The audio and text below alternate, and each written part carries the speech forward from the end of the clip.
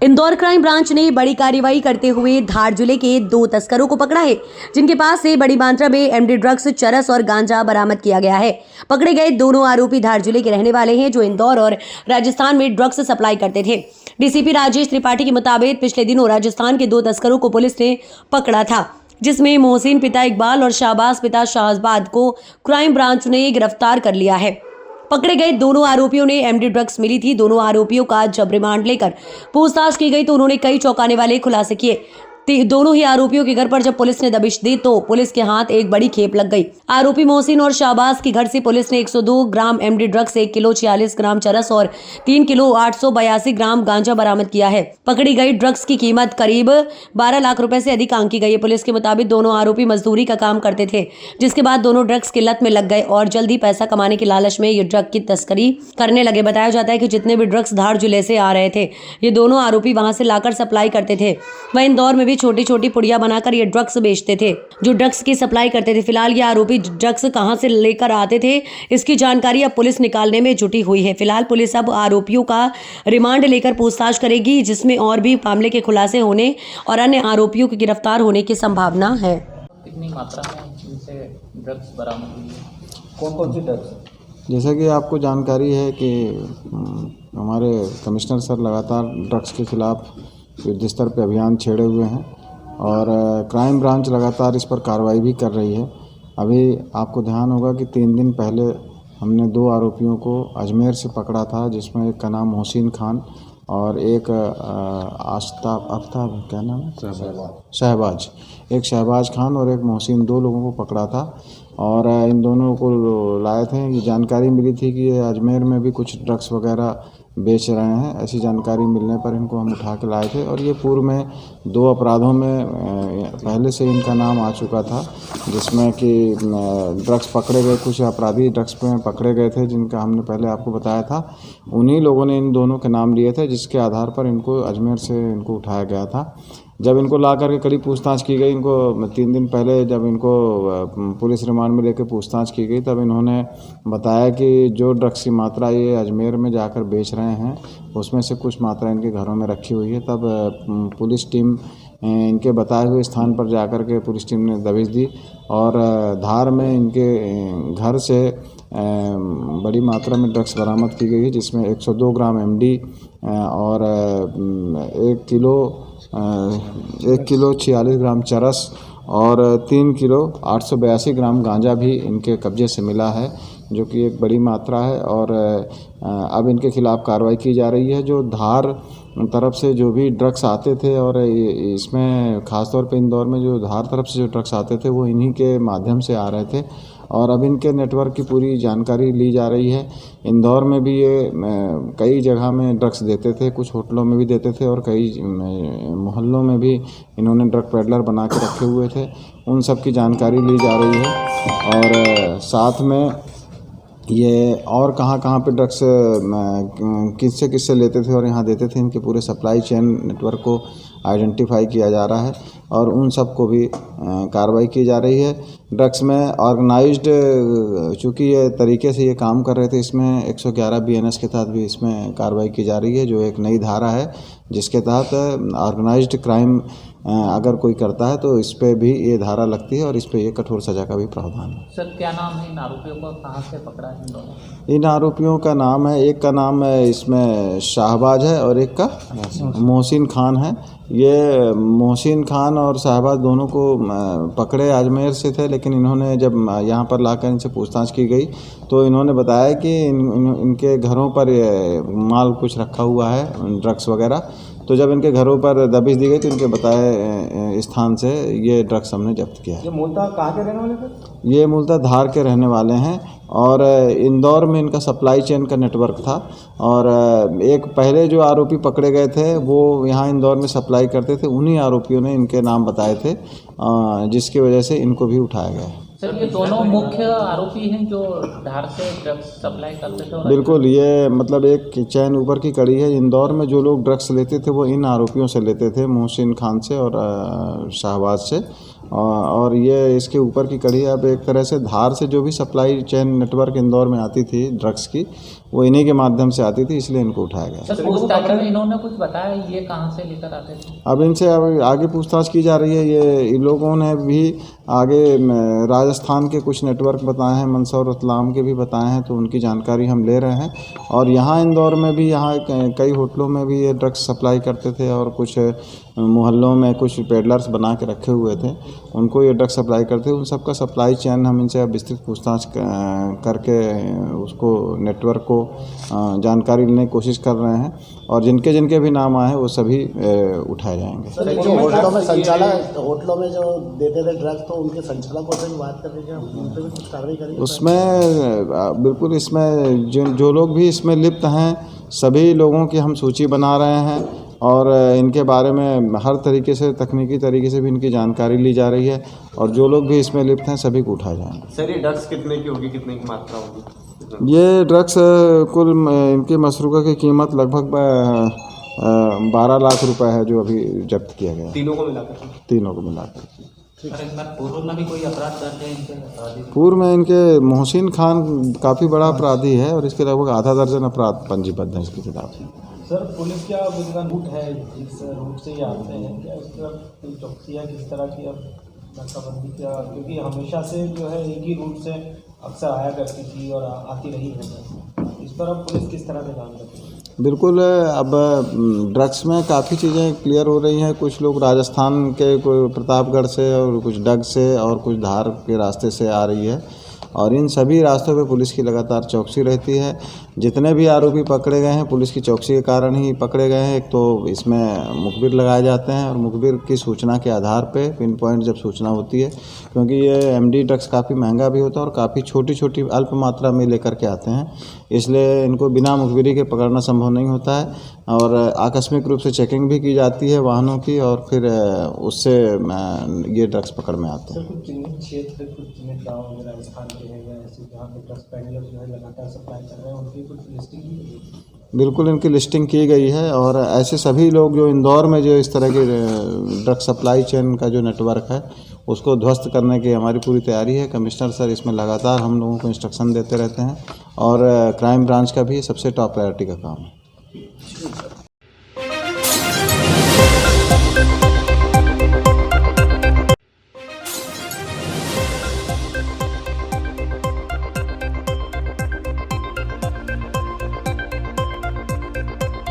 बड़ी खबर इस वक्त की मंदसौर से। कांग्रेस विधायक विपिन जैन द्वारा हाथ ठेला गाड़ी को धक्का लगाते हुए वीडियो सोशल मीडिया पर वायरल हुआ है।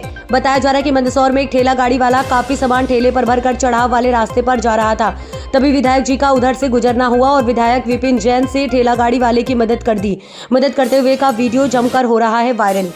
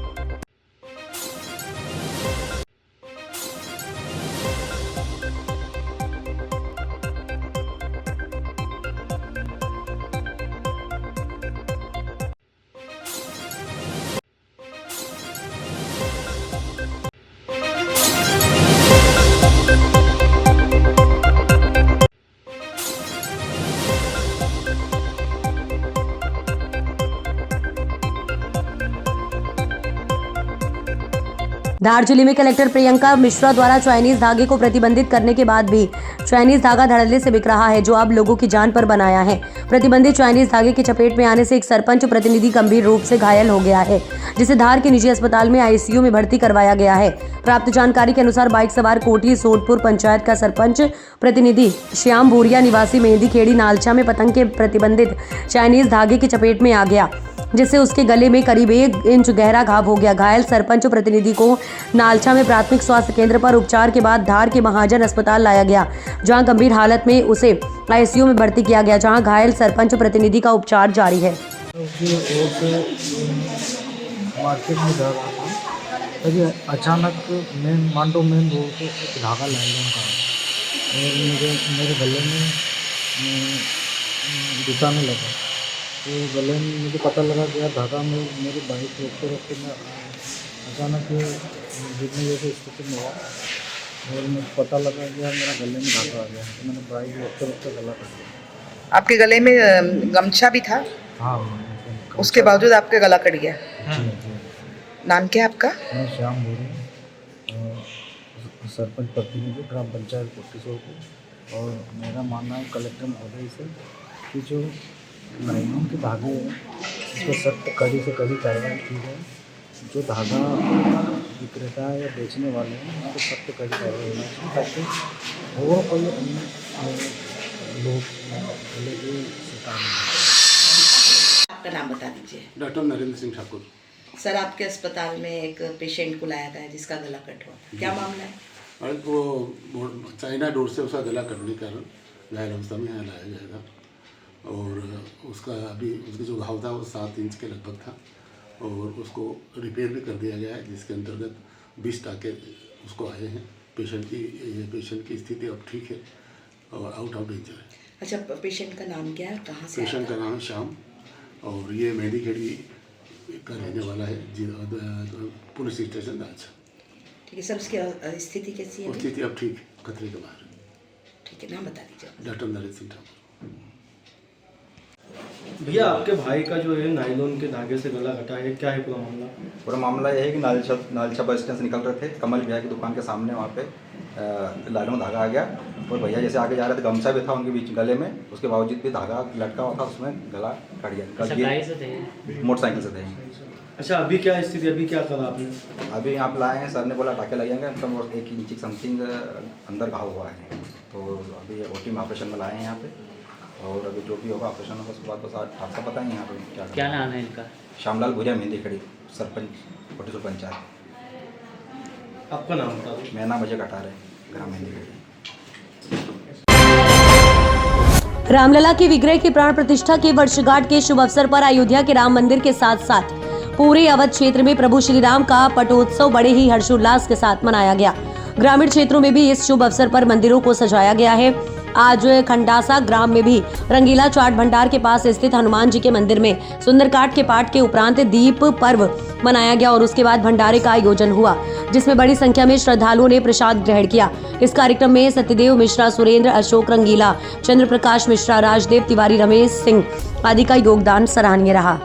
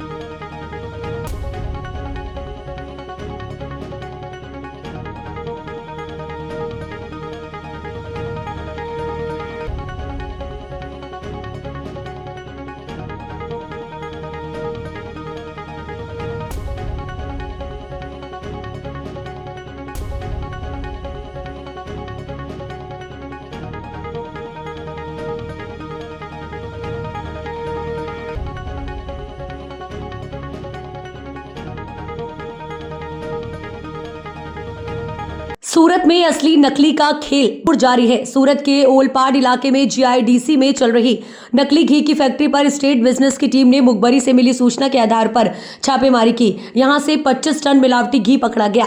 बिजनेस की टीम ने यह मिलावटी घी बनाने वाली फैक्ट्री के 2 मालिकों को गिरफ्तार किया है। विजिलेंस की टीम ने यहां पर मौके पर बनाए जा रहे मिलावटी घी को रंगे हाथ पकड़ा। 496 बॉक्स पैक घी, नकली घी बनाने का 69 लाख रुपए का रॉ मटेरियल, 17 लाख की मशीनरी, कुल 1 करोड़ 17 लाख का मुद्दमाल बरामद किया।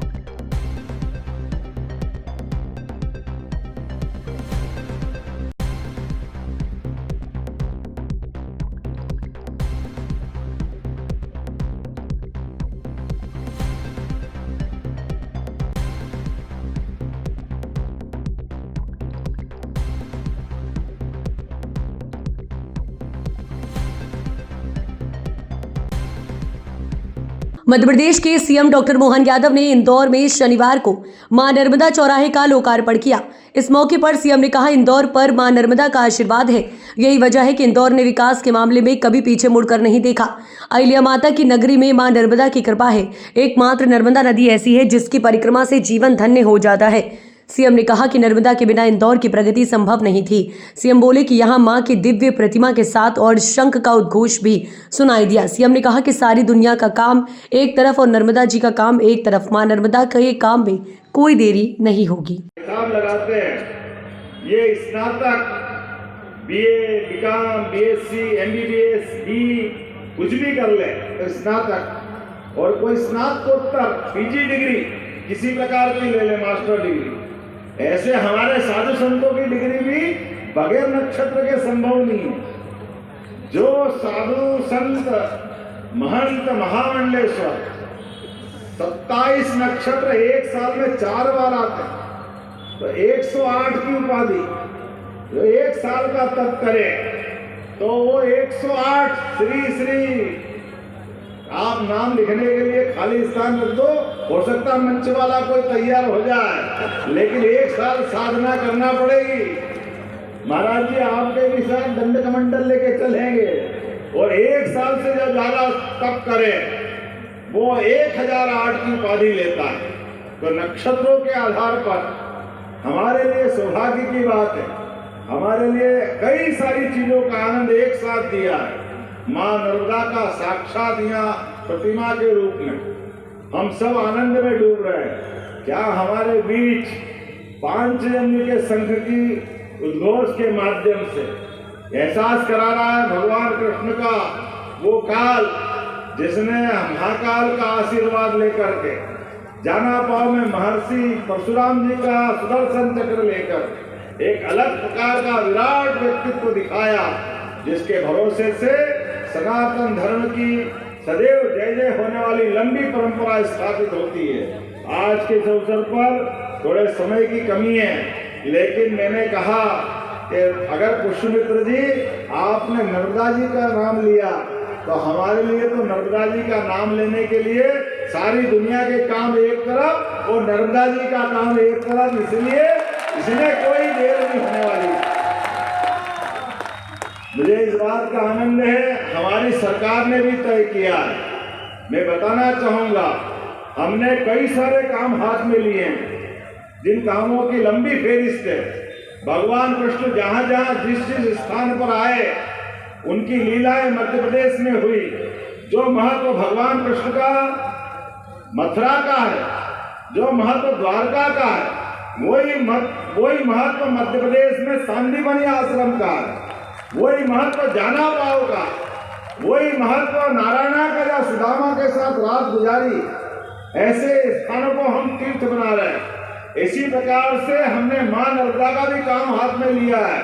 मां नर्मदा जहां से निकली है और जहां तक यात्रा करते हुए अपनी यात्रा पूरी करती है, पूरे स्थान पर वृक्षारोपण कराना, यात्रियों के लिए अन्न क्षेत्र बनवाना, घाट की सुविधा दिलवाना, छाया के स्थान बनाना, रुकने के आवास की व्यवस्था कराना। सहकार भारती का स्थापना दिवस बड़े हर्षोल्लास के साथ मनाया गया। टांड धार मध्य प्रदेश के धार जिले में सहकार भारती का स्थापना दिवस कालका मंदिर परिसर धार में आयोजित किया गया। कार्यक्रम में संघ के विभाग कार्यवाह आदरणीय अरविंद जी चौधरी के मुख्य अतिथि में सुरेश महेश्वरी जिला धार के अध्यक्षता में, एक सहकारिता क्षेत्र के श्री करण सिंह पवार के विशेष अतिथि में सैकड़ों साथियों की गरिमामयी उपस्थिति में मनाया गया। कार्यक्रम का शुभारंभ अतिथियों द्वारा ध्वज वंदन और भारत माता और सहकार भारती के संस्थापक डॉक्टर लक्ष्मण राव इनाम दराज के चित्र पर माल्यार्पण एवं दीप प्रज्वलन कर किया गया। अतिथि परिचय सहकार भारती के प्रदेश कार्य समिति सदस्य प्रशांत ठाकरे जी द्वारा दिया गया है। संगठन मंत्री और संगठन गीत की प्रस्तुति श्री मनीष जैन टांडा के द्वारा की गई है। सहकार भारती का परिचय उद्बोधन प्रदेश कार्य समिति सदस्य गोविंद मुकादम जी ने किया और विस्तार पूर्वक सहकार भारती के लक्ष्य और सुचितापूर्ण पारदर्शी सहकारिता के ध्येय के बारे में बताया। अध्यक्षीय उद्बोधन में श्री सुरेश महेश्वरी ने संगठन संरचना का विस्तार पूर्वक वर्णन किया और समस्त पैक्स इकाइयों तक संगठनिक संरचना पूर्ण करने के लक्ष्य को सभी सहकार बंधुओं के सहयोग से मूर्त रूप देने का संकल्प बताया। विशेष अतिथि करण सिंह पवार ने सहकारिता में पूर्ण समर्पण के भाव को जन कल्याण का माध्यम बनाने का आह्वान किया। मुख्य अतिथि संघ के विभाग कार्यवाहक आदरणीय अरविंद जी चौधरी ने संघ के द्वारा समाज में विभिन्न प्रकल्पों के माध्यम से सेवा साधना, व्यवहार साधना, शुचितापूर्ण जीवन शैली, स्वदेशी पर्यावरण, समत्व, जल स्रोत, एक देवालय, एक मुक्तिधाम जैसे कई समाज को एकाकार करने के मंत्रों को उपस्थित सहकार साथियों तक अपने उद्बोधन के माध्यम से पहुंचाया। कार्यक्रम में मातृशक्ति के रूप में भावना पवार, सुनीता देवास्कर, राखी मित्तल, उत्तरा विश्वास, सीमा शुक्ला, उषा जायसवाल, वंदना हरोरे, लक्ष्मी पटेल आदि की उल्लेखनीय उपस्थिति रही। कार्यक्रम का संचालन सहकार भारती के जिला संपर्क प्रमुख मनीष जी जैन टांडा ने किया। आभार शिवपाल आर्य ने माना। जिले के सभी तहसील से पधारे हमारी सेंचुरी हो गई। 100 से ऊपर सदस्य इसमें पंजीकृत हो चुके हैं। ऐसे सारे सदस्यों का मैं यहाँ पर अभिनंदन करता हूँ, अपना समय निकाल कर वो आए हैं। विशेष तौर पर हमारी मातृशक्ति जो सुदूर अंचल से पधारी हैं, अपने घर का सारा कामकाज छोड़कर, उनका भी मैं बहुत साधुवाद ज्ञापित करता हूँ, उनका अभिनंदन करता हूँ, उनका स्वागत करता हूँ। ग्वालियर जिले के भितरवार अनुभाग में पदस्थ रहे तहसीलदार शत्रुघ्न सिंह चौहान पर एक महिला ने गंभीर आरोप लगाते हुए कहा कि तहसीलदार ने मुझसे शादी करके शारीरिक शोषण किया। यही नहीं, उन्होंने कहा कि कई और लोगों से भी मेरा शारीरिक शोषण करवाया। आरोप लगाते हुए कहा कि तहसीलदार शत्रुघ्न सिंह ने एक नहीं 4 शादियां की हैं। महिला ने पुलिस थाने में जाकर शिकायत की और न्याय की गुहार लगा रही है। पुलिस ने आवेदन ले लिया है। वहीं तहसीलदार शत्रुघ्न सिंह चौहान का कहना है कि सारी आरोप बेबुनियाद है। ये हनी ट्रैप का मामला है, मुझे फंसाने की साजिश है। ग्वालियर जिले के भितरवार में पदस्थ रहे तहसीलदार शत्रुघ्न सिंह चौहान पर ग्वालियर की रहने वाली महिला ने आरोप लगाया है कि वह तहसीलदार शत्रुघ्न सिंह चौहान की पत्नी है। इसके अलावा उसकी 3 और पत्नियां भी हैं। महिला का आरोप है कि 2006 में उसके पति का देहांत हो गया था। 2008 में तहसीलदार शत्रुघ्न से उसकी मुलाकात हुई। 2010 में तहसीलदार शत्रुघ्न ने मंदिर में उसकी शादी और 17 साल से यौन शोषण कर रहा है। इस दौरान 2014 में उसने शत्रुघ्न के बेटे को भी जन्म दिया। शिकायत में यह भी बताया गया है कि तहसीलदार ने पोस्टिंग वाली जगह हमेशा साथ रखा। इस दौरान उसने अपने दोस्त से भी शारीरिक संबंध बनवाए। वहीं तहसीलदार शत्रुघ्न सिंह चौहान ने कहा कि मेरे ऊपर लगाए गए सारे आरोप बेबुनियाद है। मेरी एक ही शादी हुई है। ये महिला हैनी ट्रैप का शिकार बनना चाहती है, कई तरह से ब्लैकमेल करती है। उन्होंने बताया कि इसका इस तरह के कार्य इसने और लोगों के साथ इस तरह की ब्लैकमेलिंग की है। मैंने पुलिस अधीक्षक की भी शिकायत की है। अगर वह महिला कहती है कि मैंने शादी की है या शोषण किया तो तुम्हें प्रमाण दे। पूरे केस की जांच हो, डीएनए टेस्ट हो। इस महिला का नाम सुमन चौहान नहीं, सुमन यादव है। पहले आपने एफिडेविट दिया था, मेरा बेबुनियाद एफिडेविट था। मुझे बिना पढ़ाए बिना लिखाए गांव के 2 सीधे साधे लोग बुलाए, उनसे साइन करवाए, मेरे से भी साइन करवाए और मुझे पढ़ने तक भी नहीं दिया, ले गए अपने साथ। तब मैंने उनको फ़ोन करके कहा तुमने ना पढ़ने भी नहीं दिया, इसमें क्या लिखवाया। तो सवेरे उसको मैं देख रही हूँ तो उसमें लिखा है कि कुछ पैसे उनने मेरे को दिए हैं, उस पैसे को मैंने इसलिए केस किया हुआ है। ऐसा कुछ भी नहीं है, मैंने उसको देखा ही नहीं है राजीनामा में क्या लिखा क्या नहीं लिखा है। आपकी शादी कब हुई थी? इनने रतनगढ़ वाली माता पे 2010 में मेरे साथ शादी की थी। मेरी पहली शादी हो चुकी थी, छोटे में ही मेरी शादी हो चुकी थी, पति एक्सपायर हो गए थे मेरे। तो मैं उसके बाद 2 साल तक रिलेशन में रहे घर में ही। 10 से 20 लाख रुपए खर्च किया घर में इनने, और हमारे सब लोगों ने घर में आने की मान्यता दे दी। तो जो घर में आते जाते रहते थे। फिर मुझे कैलारस ले गए, 1 साल वहाँ रखा, 5 महीने जौरा में रखा। अजीरे पे ग्वालियर आए, तब से मेरे साथ ये शोषण करते आ रहे हैं। पराए आदमियों के साथ, अपने लोगों के साथ, सबके मतलब खुद भी और इसके साथी भी हमारे साथ बलात्कार जैसी काम किए हैं सर मेरे साथ। कितने साथी रहे होंगे इनके? 2-3 साथी। एक मुझे 13 का याद है कि जो आदमी था, मैं इतनी रोई गिड़गिड़ाई थी, जो पहली घटना थी। उसके बाद 2-3 लोग और आए हैं इसके साथ में। उसने खुद जानबूझ के सोच समझ के 5वीं शादी करी ना, 4थी शादी करी, तब से जी हमें परेशान कर रहा है ज़्यादा। क्योंकि मैं इसके रास्ते में बीच में कंप्लेन का कहती रहती थी कि तुम 4थी शादी कर रहे हो, मैं कंप्लेन करूँगी। इस वजह से इसने मुझे मेरे उल्टा सीधा धमकी दे रहा है कि तुम मुझे पैसा कर रही हो, ब्लैकमेल करने क्या क्या। अभी आप इनके साथ ही रहती हैं? मैं अभी अपने भैया के मकान में रहती हूँ, लेकिन 4 साल से ये मेरे साथ नहीं आ रहा, क्योंकि 4थी शादी करके ये अपनी सेकंड पत्नी को भी छोड़ के अनीता को जा चुका है। अभी कहाँ काम कर रहे हैं? अभी भितरवाड़ में थे तहसीलदार, उसके पहले उदयपुरा तहसील में थे, जिला रायसेन में। और यहाँ पर थाने पहुंची है क्या? थाने में क्या कुछ मैला थाने में 20 दिन पहले पहुंच चुकी हूँ। मैला थाने से मेरा प्राप्ति भी 20 दिन पहले की है। अभी एफआईआर नहीं हुई है उसकी, कोई सुनवाई नहीं हो रही है सर। अभी कल वकील साहब के द्वारा मैंने कलेक्टेड में दिए, तब सुनवाई हुई है, तो उसको वहाँ से हटा दिए गए हैं, ऐसे पता चला है, देखा मैंने। और आप हमारी सुनवाई कीजिए सर, बताइए मैला थाने में हमारी सुनवाई हो, हमें न्याय दिलवाया जाए। जो वो कह रहे हैं वो बिल्कुल झूठ है, वो बुनियाद है। जो मैं कह रही हूँ, मेरे आवेदन में जो भी लिखा है बिल्कुल सत्य घटना है। सुमन नाम की महिला है, आरोप लगा रही है, लगातार शिकायतें कर रही है, क्या कुछ? ये सुमन यादव पत्नी अमित यादव, निवासी अंतियनपुरा, जिला भिंड, थाना अपना मेहना के अंतर्गत आता है। ये वो महिला है, ये वहाँ से निकल के अपने पति को 2020 में इसने एफआईआर महाराजपुरा थाने में कराई है, और उसमें उस प्रकरण में इसने स्वयं न्यायालय में कहा है कि मेरा पति 2010 में मैंने अमित यादव से शादी की है, उसके संसर्ग से 2014 में राम यादव नाम से लड़का पैदा हुआ है। ये एफिडेविट माननीय न्यायालय में किया है, और ये पैसे ऐंठने के उद्देश्य से इसके भाई और पिता मेरे पास भितरवार आए थे कि मैंने तुम्हारे नाम से सुमन के लड़के की आईडी चेंज करा ली है, आप 10 लाख रुपए मुझे दो, नहीं अन्यथा हम आपके समाज में बदनामी करेंगे। हम ऐसे पद पे पदस्थ हैं, इसको मैं ब्लैकमेलिंग कर रहे हैं, जिसके हमने एफआईआर के लिए आवेदन एसपी साहब और थाना प्रभारी बितवारों को दिया है, और पूरे डॉक्यूमेंट दिए हैं कि ये अमित यादव की पत्नी है, और सभी डॉक्यूमेंट मेरे पास हैं, आधार नंबर है, वोटर आईडी है, समग्र आईडी है।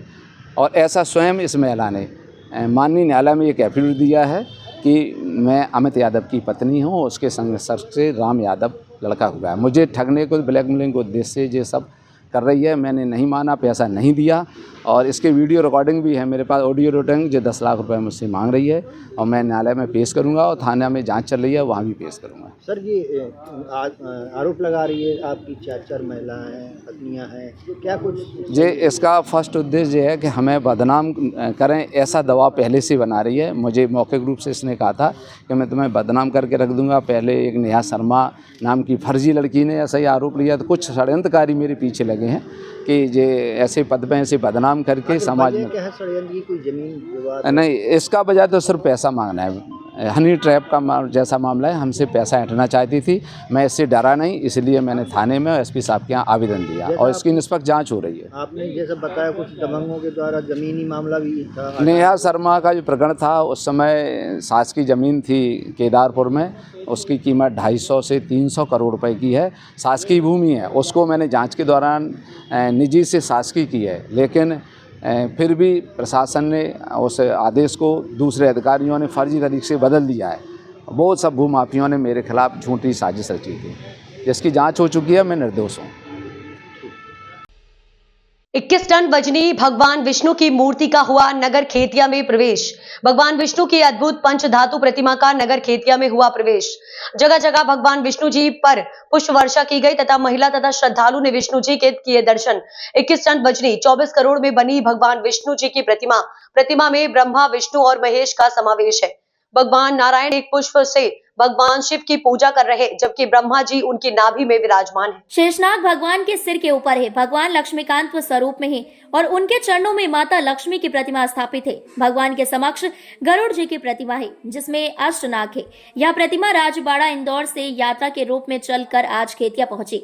संपूर्ण 225 किलोमीटर की यात्रा में बहुत बड़ी संख्या में भक्तों ने दर्शन किए। खेतिया पहुंचने पर शहर के नागरिकों ने पुष्प वर्षा की, जो यहाँ से शहादा के नारायण तीर्थपुरम की ओर प्रस्थान कर गई, जहां स्वामी लोकेश नंद जी के सानिध्य में भक्ति भावना से 14 जनवरी को उत्तरायण महापर्व पर प्रतिमा को गर्भगृह में स्थापित किया जाएगा और 15 जनवरी को महाप्रसादी का आयोजन होगा। आवाज आ रही है कि महायात्रा शेषशाही नारायण भगवान की महायात्रा मध्य प्रदेश से महाराष्ट्र की सीमा में प्रवेश कर चुकी है और शहादा की तरफ भगवान का रथ बढ़ रहा है। बहुत बड़ी संख्या में, बहुत अधिक बड़ी संख्या में जिन भी नगरों से भगवान अभी आए हैं पधार करके, वहां पर ऐतिहासिक हो गया। इतना जन समुदाय, इतने दर्शन करने वाले कि भाई जिस आज तक 84 साल के आदमी ने ये कहा कि मैंने मेरी 84 साल की जिंदगी में कभी इतने लोग देखे नहीं। इतने लोग हर एक गांव के अंदर पूरा पैक।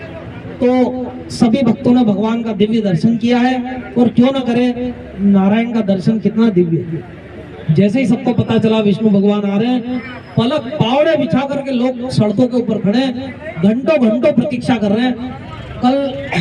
कल एक जगह ऐसा हो गया, हाईवे के ऊपर कुछ लोग सो गए, बोले रथ को हमारे गांव में लाना पड़ेगा।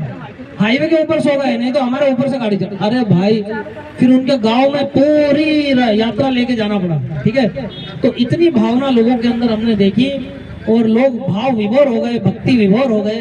तो अब शीघ्र ही शहादा में नगर प्रवेश हो रहा है, तो सभी जनों को दिव्य दर्शन प्राप्त होगा। आप सभी को बहुत बहुत आशीर्वाद। श्री नारायण, श्री नारायण।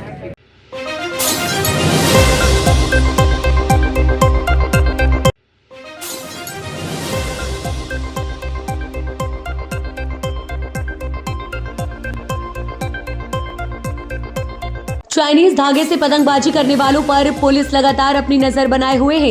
आज सुबह धार एसडीएम रोशनी पाटीदार, नगर पुलिस अधीक्षक रविंद्र बास्केल, नौगांव थाना प्रभारी सुनील शर्मा छतों पर पहुंचे और छतों पर पहुंचकर लोगों को हिदायत दी कि चाइनीज धागे से पतंगबाजी ना करें। अगर चाइनीज धागे से कोई पतंगबाजी करते पकड़ा गया तो उस पर कड़ी कार्यवाही की जाएगी। बता दें कि पुलिस छतों पर पहुंचकर लगातार चाइनीज धागे से पतंगबाजी करने वालों पर अपनी निगाहें जमाए हुए हैं। अगर कोई भी चाइनीज धागे का व्यापार करता पाया गया एवं कोई भी चाइनीज धागे से पतंगबाजी करते पाया गया तो उस पर कड़ी कार्यवाही कर जेल भेज दिया जाएगा। अनुरोध है, चाइना डोर से पतंग ना उड़ाएं।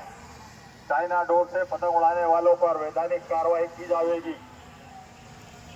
ध्यान दें, धार शहर की जनता से बच्चे बूढ़े जो पतंग उड़ाने वाले हैं उनसे अनुरोध है कि चाइना डोर से पतंग ना उड़ाएं, प्लास्टिक धागे से।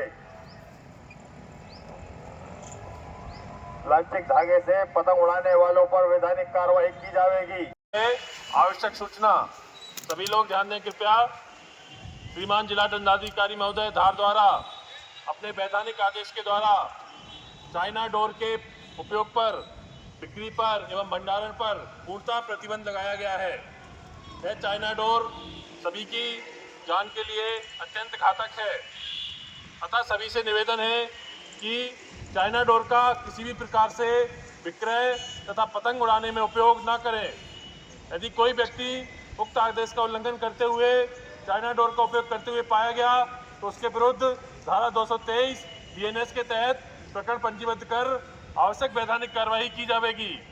कृपया सभी ध्यान दें। आवश्यक सूचना है, चाइना डोर का उपयोग कानूनी प्रावधान के माध्यम से, कानूनी आदेश के माध्यम से पूरी तरह से प्रतिबंधित किया गया है। कोई भी चाइना डोर का उपयोग करके पतंगबाजी ना करे। यदि कोई चाइना डोर का उपयोग करते हुए पतंग उड़ाते हुए पाया गया तो उसके विरुद्ध आवश्यक वैधानिक कार्रवाई की जाएगी। इसके अतिरिक्त चाइना डोर का विक्रय, भंडारण, अपने कब्जे में रखना सभी अपराध की श्रेणी में आता है।